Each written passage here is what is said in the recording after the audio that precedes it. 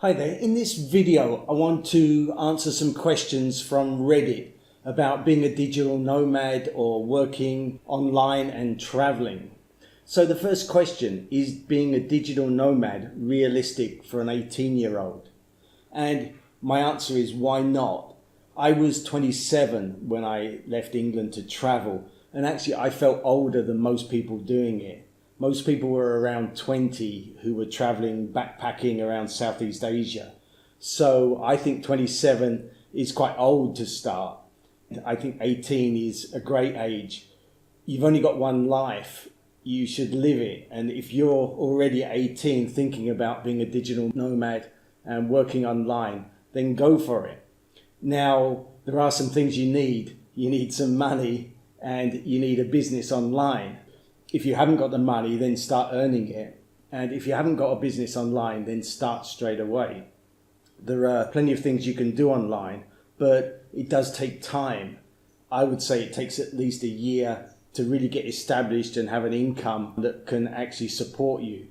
The other thing about being 27 was I already had a career. I was a manager, I had an apartment, and I had a car, and I had to give those things up. So it's much more difficult. As you get older, you have more things to give up.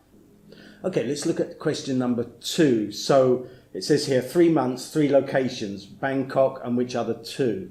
Well, I don't really like cities, so I wouldn't have chosen Bangkok. But Bangkok is a good city out of all the cities in the world because it is fun, there's lots to do there and lots to see.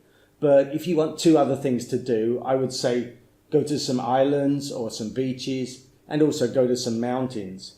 I assume they're talking about Southeast Asia. And if you're talking about mountains, then Nepal is the best place. You can go trekking either from Pokhara or near Everest. You could even trek to the base camps in Everest. And I would look at doing that. It's a really beautiful area and really nice and fresh and a nice feeling. The only thing is, make sure you know what time of the year you're going, because it can get really cold and really snowy, and you can't actually trek all year. If you don't want to go to Nepal, or maybe it's too far, then you could go to northern Thailand, northern Laos, or maybe northern Vietnam, or go to China. The other thing I said about beaches, I would recommend either down this area where I am now, Phuket and Krabi. There are a lot of islands. You could work your way around a few of the islands or the mainland, or go to southern Philippines, and you can do island hopping there. So the third question here is US phone number in France. Now, I use Skype in, and that's a UK number to wherever I am, whatever country. And you can do the same thing in the US. You can have a US number and it will get diverted and come through on Skype to wherever you are.